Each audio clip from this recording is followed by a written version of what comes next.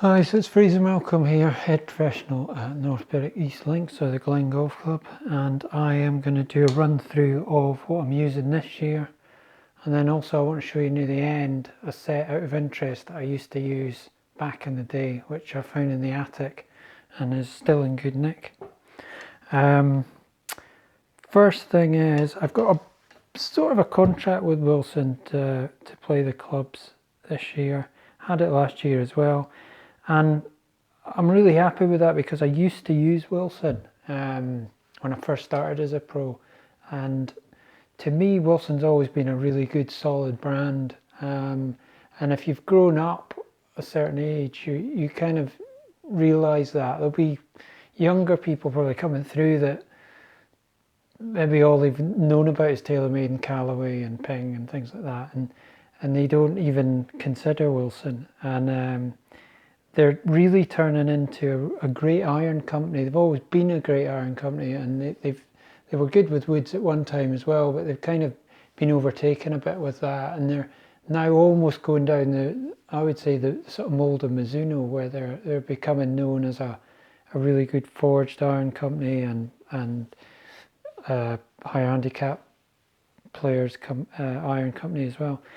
So first thing I've got is the driver, and that is the Cortex. Not many people know about this, but they have a competition every year in America where Wilson sponsor it to come up with a new driver designed just by an amateur person, and it gets taken right through to production, and they win money and all sorts, and I think maybe get a job in Wilson if they want it. And this was the winner the year before that, so it would have been probably 2018, start of 2019, and I just thought it looked amazing. I just thought it looked every bit as good as any sort of TaylorMade, Callaway that I've used, and it is a great driver. It's got adjustable weights for hitting it lower or higher, and then fade or draw as well, and it's adjustable for loft.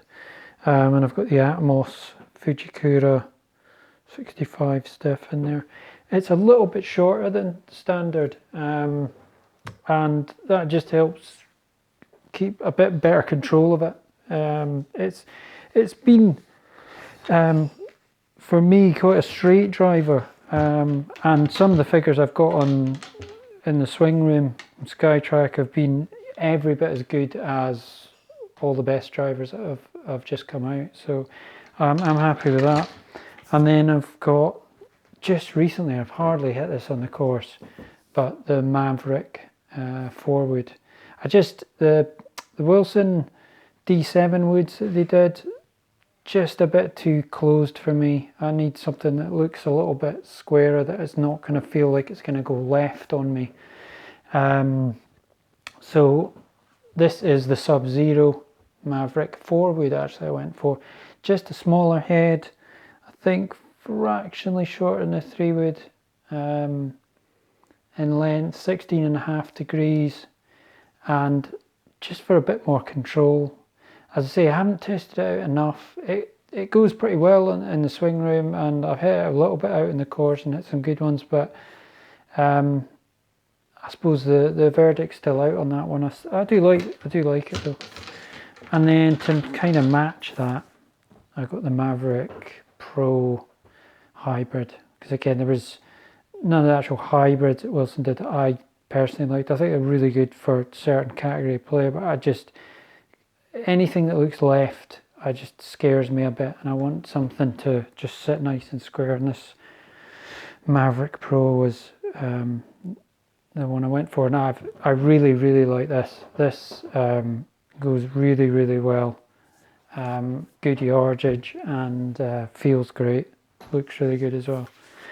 Then the irons, I've gone for the D7 forged, which are quite a powerful iron to say the least. Basically I've had blades and things over the years, and I think you've got to be careful. If you're ever a blade player and you're thinking about going for something else, you got to be careful, because these things go so far now. these irons compared to blades. I mean, I know the lofts are strong, but you're still standing there. If you use a set of these and you're used to hitting, well, the 9 iron in this goes about 150. So if I actually, what happened to me one year, I had a Callaway contract for a few years, and I had XR Tours or something like that, cavity back, strong iron, better players won, but it just went miles. And then I thought the next year, when it came the chance to get a new set, I went for Apex Tour, I think it was, and I lost at least a club in distance. I mean, it was a club and a half almost. So suddenly you're standing on the tee and thinking 150 yards or in the fairway, and I think that was a 9 iron in my set last year, so I'll have to hit 8 this year, or I might even have to hit a 7. And it was, I don't know, it was just kind of depressing. You were going from hitting a 9 iron 150 yards to having to hit all this extra club. And okay, yeah, I mean, the lofts might have been similar if you took the 7 and the 8 in the previous sets and measured them, but fractionally longer club you're having to hit as well when you're hitting the blade. And just psychologically, if you're hitting less club, it feels easier. It feels a nicer thing that you're thinking, oh, right, okay, well, that's easy then, it's a 9 iron. Whereas, an 8 iron's obviously 8 or 7 iron, still not that hard to hit for 150, but it just, again, it felt unnecessary. So I haven't really been able to go back to blades ever since I did that. And although I really like the look of thinner top lines and really nice blades, like the Wilson blade that they do is just amazing. And I did swither about that for a while, but you just can't argue with like the forgiveness and the distance that you get with these sort of irons. So I had to stick with them, and they feel really good as well, really soft. And I don't mind the top line. The top line is, I don't know if you can see it there, but it's not too bad. It's playable, And then wedges that just came out from Wilson were the staff models, which are, I think, quite a big upgrade on last year's. Just the look of them, that sort of sandblasted finish, forged as well. Forged, which Vokeys are not. You always get this. Vokey seems to be the most popular wedge in the world, and it's not even forged, so it's not even going to feel as soft as that. But there's obviously loads of other wedges forged like that as well. So I like them. I go driver, forward, rescue, then I go 4 iron to pitching wedge in the D7 forged, and then I've got 50 degree, 56 degree and 60 degree in the staff models. The only thing I had been swithering with, and I'm still waiting to see what I do with, was I had an 18 and a 21 sent through from Wilson with the staff utility. Now I really, really like this, but it's the 18 basically goes the same as my rescue, and the rescue's just that little bit more forgiving, slightly wider sole. Obviously it's not going to dig, and I just get a better flight with it. Maybe I would use this if it was a really windy day or something like that. I might stick that in the bag, the 18. And the 21, I ordered with Dynamic Gold S300, and the demo one that I got through for the shop, it had a KBS stiff on it, graphite, and I actually prefer that, to be honest. So I'm still mixed about that. The reason that's not in the bag yet, is that the 4 iron in the set was so similar to it in distance that, and I wasn't really seeing much of a sort of forgiveness level over the 4 iron that I've got in the D7, because the D7's that good, that I've just kept the D7 4 iron at the moment, but that may change back. What other things? This putter. So putter has been, this was the first putter I got through when I had my Callaway contract about 8-9 years ago, something like that, and I keep going back to it. I sort of have times where I go and try other putters, and I'll maybe do a wee video on all the other putters I've got, because I've got quite a few, because you got one every year when you're a contract player. So it's I just really like this. It's a black series, it's milled, it's nice soft. The ball I use now, I can use the milled face, because I used to use chrome soft, and I now use the staff model ball that's just come out, and that's really soft feeling, so I don't feel like I need an insert. In fact, if I use an insert putter on with that softer ball, it just feels like you're hitting sort of plasticine or something. It's just really soft, so you can't you don't get any sort of, it just feels like a rubber ball. So that feels a nice blend of softness, but not too soft. The tour bag here, which they sent through, which is now actually last year's colour, which is actually slightly devastating, because that means I'm going to have to try and either justify a new one somehow. And then that was the new carry bag that I'll use most of the time that they sent through, which is a perfectly good bag. Really like it. Lots of pocket space and solid. I sometimes go for a slightly lighter one than that, but it's light enough. It's good, and it's got, as I say, got a lot of space. The rangefinder that I use is the Bushnell Pro X2, which has a slope function on it, which I hardly ever use. It's actually more just for the novelty. If I was getting a new one, I think I would get the GPS hybrid one, where it's got like the front, middle and back GPS on it and a laser, and they work from independent batteries. But this is a really nice laser, and I use it a lot. I like the fact that laser, you're never gonna not charge it. It's always got a battery in it, and I've got a spare battery, so I don't think, oh, I wasn't going to play today, but I am, and I don't have my GPS watch because I wasn't ready, I didn't charge it. The laser's just always in the bag. And then I wanted to quickly go through just these.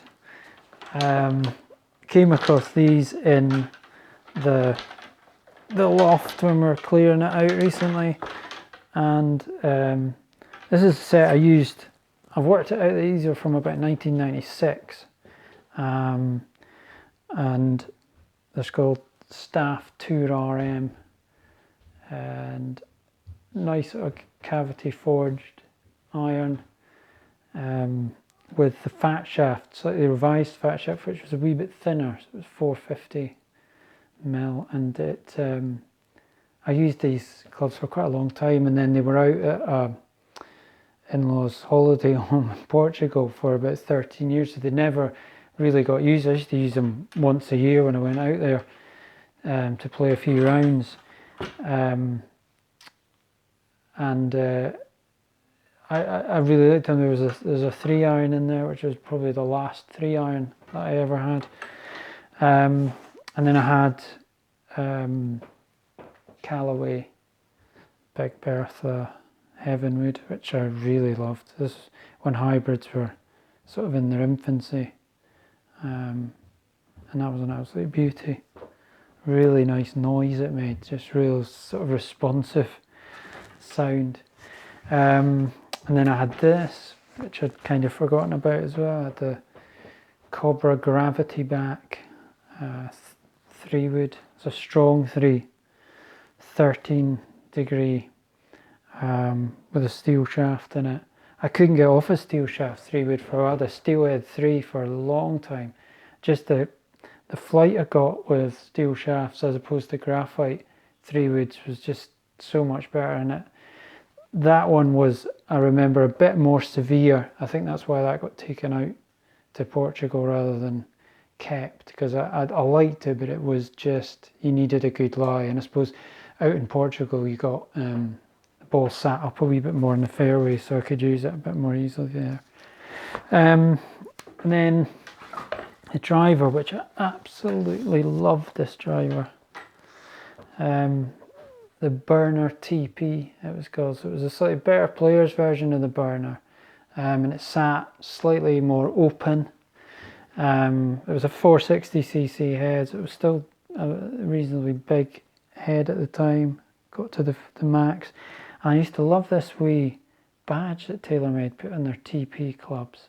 I kind of miss that. I wish they'd do that. You don't see it anymore. You just get Sim and Sim Max and stuff. But that was always a sign of that, you know, you're a bit of a better player if you had the TP on it. Neutral sort of weighting and slightly open. And just loved hitting this driver.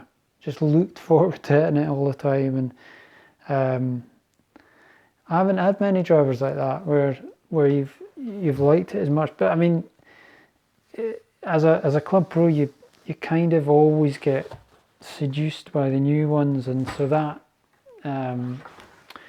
I kept. I know I never got rid of. I knew, and I looked forward to every time I went out on holiday to having a shot with it. So what else? We got the putter, yeah, again, like a 2-ball blade. I just like the 2-ball blade for some reason. I just find it really forgiving.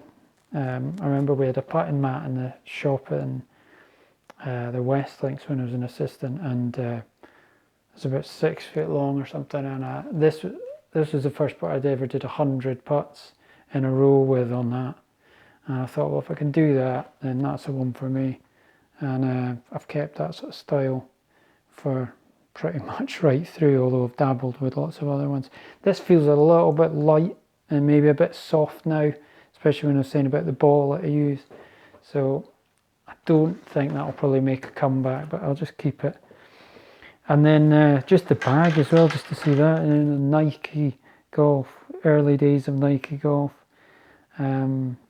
Still in decent nick, that bag, because it was always in a cart and it was out there. So that's kind of it. I've got 1 or 2 others which I wanted to do a video on as well, and likes of this under here, the R580, and I would do a bit of testing as well. I'm going to do see how these perform against those, and obviously mention about the difference in lofts and everything else, and then see how the driver goes up against the burner TP as well. So that'll be a future video.